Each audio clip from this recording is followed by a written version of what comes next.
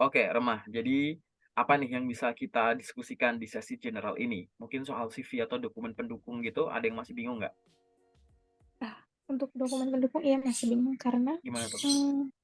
untuk ini kan saya tidak sesuai dengan jurusan. Berarti Kalau kamu mau lagi melamar, oke, melamar iya, kerja yang tidak sesuai dengan jurusan pendidikan terakhir ya? iya. Oke, terus? Eh, eh, pengalamannya, oke.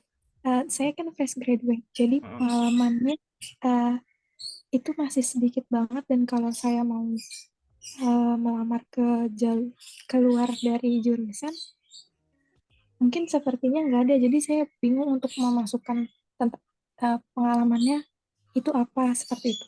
Contohnya oke, mungkin saya akan melamar ke administrasi mhm, kayak gitu Pak.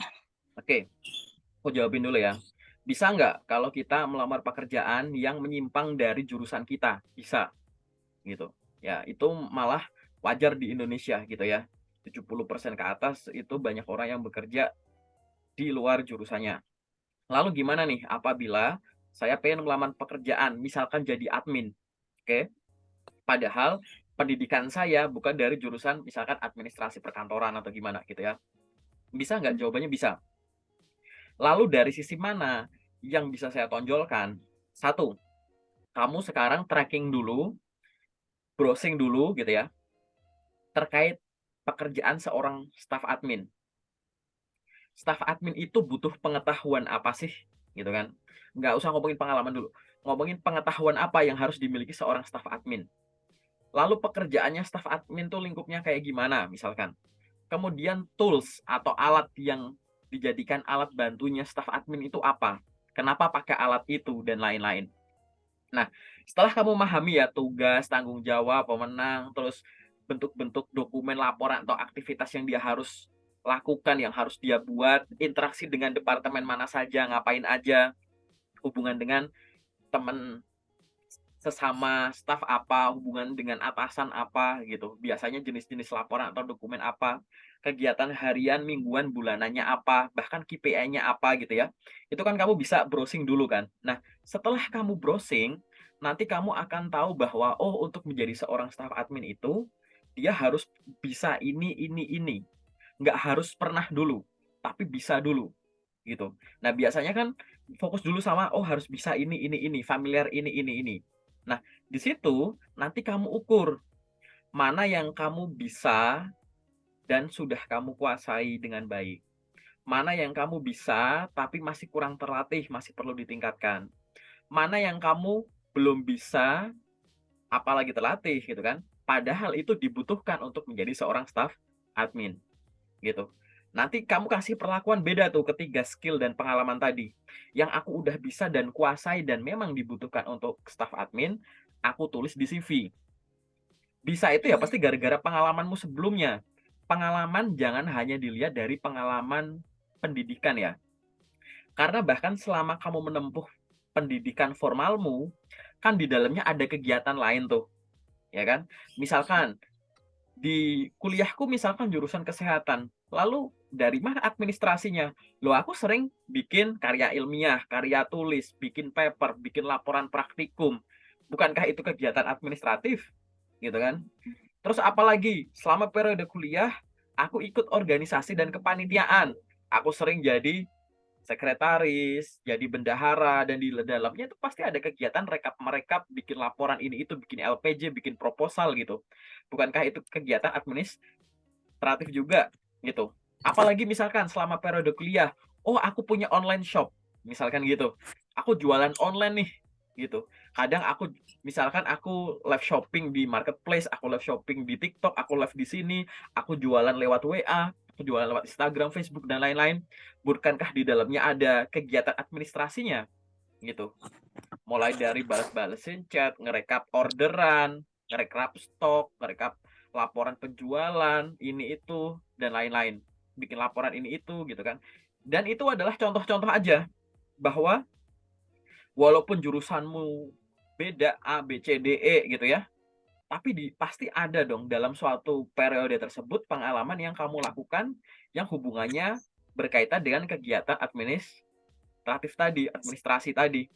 Sehingga apa yang harus kamu lakukan? Dicocokkan bahwa, oh pada saat menempuh kuliah, aku ada kegiatan yang sifatnya administratif tuh ini. Tapi untuk di dunia kerja, itu butuhnya tuh levelnya lebih maju. Lalu apa yang harus kamu lakukan? Yang modal yang udah kamu punya ini pastikan tertulis di CV. Nanti sambil jalan, sambil kamu perbaiki. Contoh, paling simpel apa sih? Microsoft Office. Itu wajib ya. Microsoft Office itu wajib gitu. Kemampuannya itu dimiliki dengan baik oleh seorang staff admin. Aku sebut Microsoft Office. Pertama, misalkan Microsoft Word. Biasalah ya kita bikin laporan praktikum, laporan ini itu. Oh, tapi kalau di dunia kerja nggak bikin laporan praktikum. Misalkan dibikin laporan apa, rekap apa. Nah, kamu browsing dulu, googling misalkan. Contoh laporan ini gitu. Biar kamu tahu lihat dokumennya gitu. Pernah lihat dokumennya. Oh, bikinnya kayak begini misalkan gitu. Microsoft Word biasanya kamu pakai untuk nulis laporan magang misalkan. Di dunia kerja kamu jadi staff admin kan nggak disuruh bikin laporan magang gitu kan. Browsing aja dokumen-dokumen administratif atau dokumen-dokumen yang harus dibuat oleh staf admin. Paling nggak kamu pernah lihat wujud dokumennya dulu. Oh, ini paling ngetik, ini font, margin, gini gini. Oh, ini ada tabel. Apa tuh angkakannya apa? Pelajari secara mandiri gitu. Terus apa lagi? Microsoft Excel. Excel sebelumnya apa sih kalau yang di kuliah gitu kan? Paling cuma itu-itu aja. Kalau staf admin di sini ya tergantung perusahaannya gitu kan. Pasti jelas di dalamnya. Lalu apa di tengah-tengah yang harus kamu tingkatkan? Formula-formula basic. Banyak loker-loker staff admin itu tidak hanya langsung, misalkan kamu bahkan jurusan dari administrasi perkantoran gitu ya misalkan ya, atau yang hubungannya sama admin, punya pengalaman kerja admin, serta-merta langsung diterima, nggak kayak gitu, belum tentu, gitu. Karena ada juga loker-loker admin itu yang pasti ada tes Excel, gitu. Jadi formula-formula sederhana itu harus kamu kuasai, gitu kan. Logika-logika sederhana, mulai dari filtering biasa, gitu, mid, left, right, gitu-gitu misalkan. Terus fungsi if, gitu kan, and, or, gitu-gitu. Terus apalagi misalkan VLOOKUP, HLOOKUP, pivot table, biasanya kan itu. Itu bener-bener harus kamu kuasai dulu, gitu. Nanti di CV, pada saat kamu menyusun bagian skill, kan di CV ada bagian skill. Itu jangan nulis skill kamu hanya Microsoft Office, jangan nulis gitu, nggak menarik. Jangan nulis Microsoft Word, Microsoft Excel, Microsoft PowerPoint, jangan kayak gitu. Mungkin kamu bisa nulis Microsoft Excel dalam kurung fungsi if, VLOOKUP, HLOOKUP, pivot table gitu. Contoh gitu. Microsoft Word dalam kurung pembuatan laporan ini, perekapan ini, data entry ini gitu. Dari mana koma-koma tadi? Itu kamu nonjolin bahwa aku bisa itu walaupun jurusanku tuh nggak sesuai. Dari mana belajarnya? Otodidak. Nggak ada sertifikatnya, ya nggak apa-apa. Tapi kamu yakin bahwa kamu bisa itu. Dan pada saat dibaca CV-nya itu, rekruternya tertarik dan kamu diberikan kesempatan lanjut ke tahap selanjutnya, saat diuji menggunakan laptop beneran gitu ya, dikasih soal beneran, udah di luar kepala. Nanti kamu nggak akan dilihat dari sisi, oh kemarin jurusannya kehutanan, pertanian, keperawatan, apalah gitu yang lain gitu. Emang dari admin memang mampu. Dia belajarnya mungkin dari organisasi, memunculkannya ya dari organisasi, kepanitiaan atau laporan kuliah, tapi kamu tempa sendiri di tengah. Kamu perkuat untuk lamar yang tadi, kayak gitu. Jadi itu yang harus dilakukan. Nonjolin apa? Dari sini bisa kita simpulkan bahwa nomor satu yang harus kamu lakukan itu riset dulu. Riset soal tadi ya, bener-bener soal admin tadi, karena admin ada banyak jenisnya. Ada yang staff admin biasa, maksudnya ya admin yang definisimu. Ada admin sosial media, ada admin gudang, admin finance, admin HR, admin proyek, admin hotel, gitu. Admin kan beda-beda gitu. Nah ini sekarang kamu pahami dulu admin. Nanti kalau udah secara umum gitu ya, udah paham itu admin, ya kan? Mulai tadi ya, definisi, tugas, tanggung jawab, toolsnya apa, hardware, software yang digunakan gitu udah familiar, baru kamu belajar jenis-jenis pekerjaan staff admin gitu. Jenis-jenis pekerjaan admin. Browsing dulu, riset dulu. Setelah riset ini ibaratnya kayak kamu belajar ayam, habis paham ayam itu kayak gimana, baru belajar ayam goreng, ayam bakar, ayam geprek, ayam penyet, gitu-gitu ya. Udah selesai tuh ya, kayak gitu, udah selesai, baru habis itu kamu cocokkan tadi. Ini pengalaman real saya yang saya tulis di CV, sementara ya, pasti kan nanti CV akan dirobak lagi kan. Yang saya pernah miliki, ini hasil riset, dihubungkan, gitu. Di titik hubungnya ini harus ada mana yang kamu bisa dan sudah kuasai, udah mahir. Pastikan sudah tertulis di CV. Mana yang kamu udah bisa dan masih butuh dilatih. Tulis aja dulu di CV, nggak apa-apa. Nanti sambil kamu apply, tiap harinya kamu luangin waktu buat belajar, gitu ya. Dan yang ketiga, mana yang kamu belum bisa, padahal dibutuhkan untuk jadi staff admin. Nah, itu jangan ditulis dulu, sambil kamu pelajari, begitu udah ke-upgrade di CV ditulis, kayak gitu. Nah, itu yang harus dilakukan. Ini berlaku tidak hanya untuk kamu mau jadi staff admin ya, mau pindah-pindah yang lain juga sama, career switch gitu. Kenapa kok harus melakukan ini? Dicocokkan dulu, terus ditemukan titiknya tadi di mana gitu ya. Karena yang namanya career switch gitu, mau switch dari pekerjaan sebelumnya atau lintas bidang gitu, kamu harus menunjukkan bahwa walaupun saya itu background-nya semacam ini, tapi saya punya keinginan untuk masuk ke pekerjaan itu. Keinginan, nomor satu. Yang kedua, saya punya kemampuan, gitu. Saya punya keinginan, walaupun jurusan saya beda, saya punya kemampuan. Nah, dan kebetulan ini Anda sedang ada loker alias kesempatan, gitu. Karir switch itu atau kerja lintas bidang itu harus tiga ini harus bisa ditunjukkan dengan CV-mu tadi dan dokumen pendukung. Bahwa kamu tuh memang real bener-bener ingin, kamu punya kemampuannya walaupun background-mu kayaknya tadi nggak relevan, dan yang ketiga adalah ada kesempatan, gitu. Nah, nanti di sesi detail aku akan jelasin ya, lebih detail lagi terkait dengan ini loh dokumenmu harus diginiin. Tapi paling nggak udah ada gambaran ya secara umum ya, apa yang harus dilakukan, gitu. Jadi nanti itu baru kegiatan yang tertulis di CV dan dokumennya ya, gitu. Lalu itu baru yang tertulis di CV. Lalu ada juga jangan lupa yang harus tertulis di mana? Di sosial media. Paling simpel ada LinkedIn-mu. Rutinlah bikin postingan di LinkedIn. Kalau kamu sering posting di LinkedIn terkait dengan tips dan trik masak-masakan tertentu, maka kamu akan dianggap jago soal masak-memasak.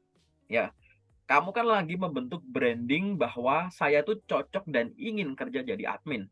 Maka seringlah posting-posting terkait dengan apa misalkan Microsoft Excel paling simple gitu atau tips dan trik menulis sesuatu di Word gitu. Kalau postinganmu terkait itu kan skill-skill yang dibutuhkan untuk jadi staff admin ya, kayak gitu. Nanti brandingmu juga terbentuk, kemampuanmu juga terlatih. Bahkan ada kemungkinan juga kalau ada recruiter yang ngelihat postinganmu, akun LinkedIn-mu jadi di-review dan kalau mereka tertarik, kamu akan di DM untuk diberikan kesempatan, kayak gitu. Ya, jadi harus dua geraknya. Karena sekarang yang namanya kemampuan itu ya tertulis, kalau bukan di CV ya di sosmed kan gitu, ya kan? Suka nggak suka, mau nggak mau, kamu akan dinilai dari apa yang tertulis. Kalau kamu ibaratnya ngelamar kerja, yang aku pegang kan CV-mu, bukan ngelihat mukamu langsung begini, ya kan? Aku pegang nih, oh ini dia punya kan pasti aku nilai dulu yang tertulis kan. Kalau kamu nulis cuma misalkan tadi kurang menarik ya, sebenarnya kamu punya kemampuannya, tapi kurang dijabarin dari sisi adminnya misalkan. Malah kamu nggak jabarin sesuai dengan jurusanmu. Wah ini nggak sesuai, gitu kan. Tapi kalau tadi misalkan, oh ini Word, dia bisa bikin ini, Excel, ini. Oh organisasi dia pernah bikin laporan ini. Gini. Wah ini administratif semua. Terus di sini kamu nyantumin akun LinkedIn-mu. Kita kepoin tuh akun LinkedIn-mu, postinganmu terkait dengan Excel, Word, atau tips dan trik di bidang administrasi. Nah, ini punya passion, dia juga punya kemampuan. Pasti di awal tertarik dong. Coba deh kita kasih kesempatan buat psikotes atau interview atau sekalian tes Excel gitu-gitu misalkan. Gitu ya. Kegambar ya di awal kayak begitu. Mungkin ada tahap yang nanti belum belum aku jelasin secara detail di sini, nanti di sesi general sesi private akan aku jelasin lebih detail.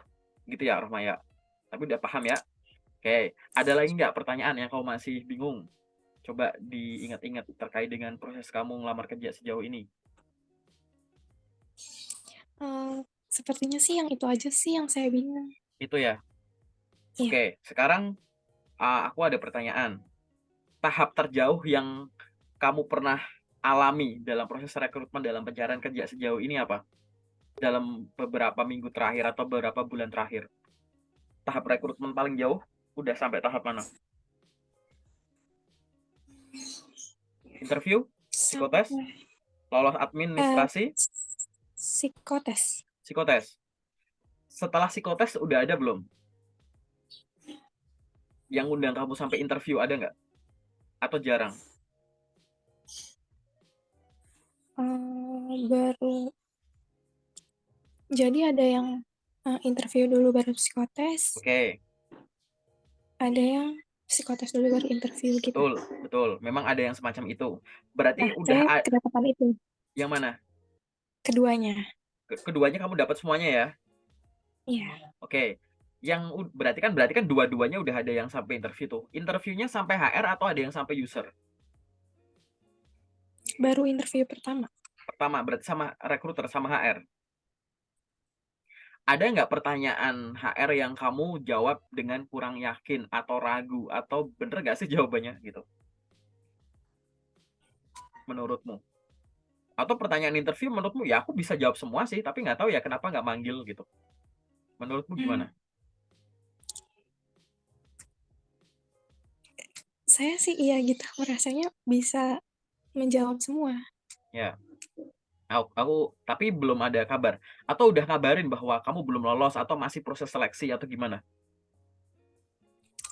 Ada satu part Perusahaan? time, tapi Hmm, itu yang satu jurusan hmm, itu udah lolos.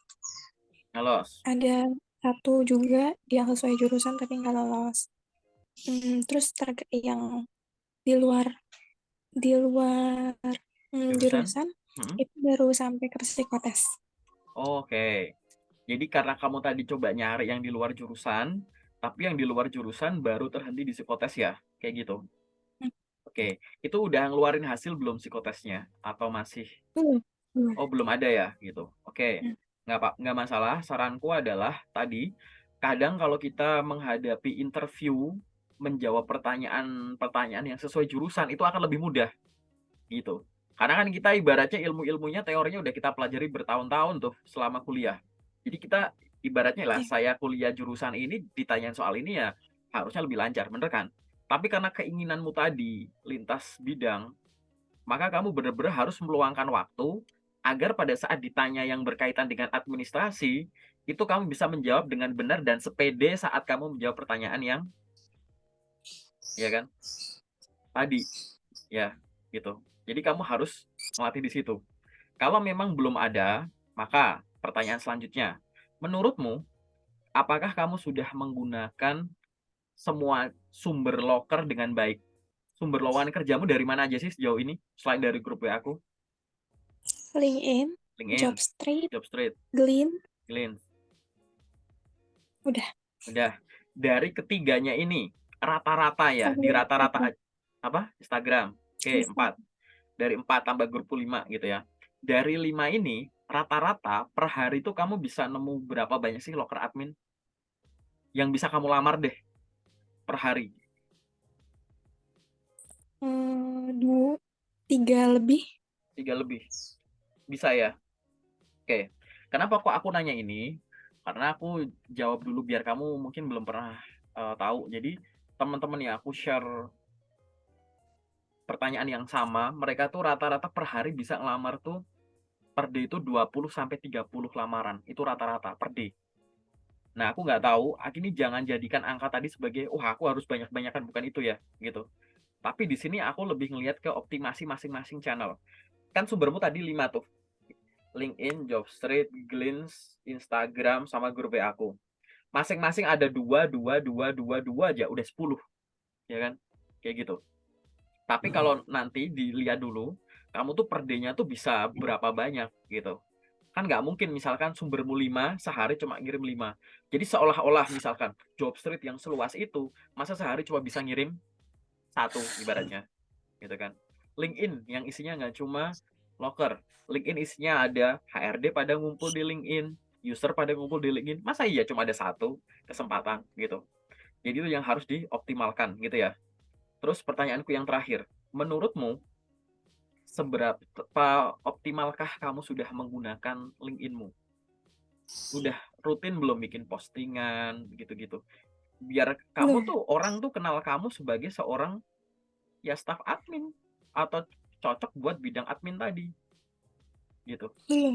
Belum ya gitu. Aku kasih tahu ya, banyak banget teman-teman di grup itu yang performa lamaran kerjanya itu jauh lebih bagus setelah dia aktivasi atau menggunakan LinkedIn dengan baik. Kamu tadi sebut punya Glints, punya Jobstreet. Kalau kamu Mm-mm. punya LinkedIn, juga cuma kamu pakai buat bikin akun, terus langsung nyari loker, nggak pernah posting, ya apa bedanya sama Jobstreetmu? Paham nggak?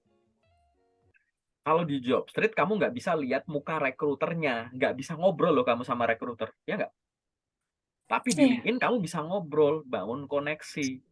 Tapi kalau nggak dilakuin, ya mungkin kamu seolah-olah punya dua akun Glints, punya dua akun Jobstreet gitu. Sama aja, hasilnya nggak berubah nanti. Di LinkedIn itu tidak hanya melengkapi profilnya, langsung buru-buru apply-apply, tapi kamu bangun koneksi. Khususnya satu, HRD perusahaan. Pasti semua perusahaan pasti butuh admin dong, ya nggak sih? Gitu, ya kan?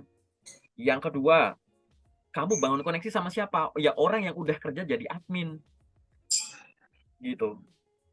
Kenapa? Satu, kamu bisa tanya tips dan trik, gitu, terkait dengan admin. Biasanya di dunia kerja apa sih? Kan kalau udah berteman, berkoneksi enak ya buat sharing ya, kayak gitu. Terus yang kedua, kamu bisa ngintip akunnya dia. Kamu ngintip akunnya dia, barangkali dia tuh udah punya beberapa pengalaman kerja dan itu jadi admin. Paham nggak?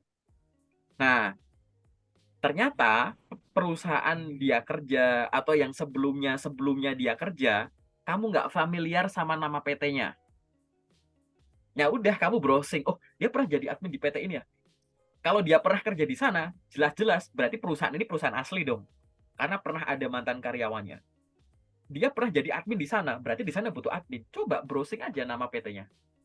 Set, keluar filter people yang HRD, connect ke HR-nya. Gitu. Caranya begitu. Jadi cara nyari loker tidak hanya nyari poster lokernya, nggak cuma nyari info loker yang diposting gitu. Karena kamu ada manusia yang bisa ditanya langsung.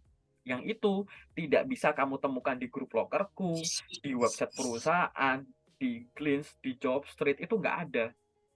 Tapi di LinkedIn ada, yaitu tanya langsung orangnya yang kerja di sana atau pernah kerja di sana. Dan itu nanti biar apa? Biar akunmu tuh aktif rame. Jangan sampai tiap sering tuh banyak teman-teman di grup, mungkin kamu udah pernah lihat lah di LinkedIn.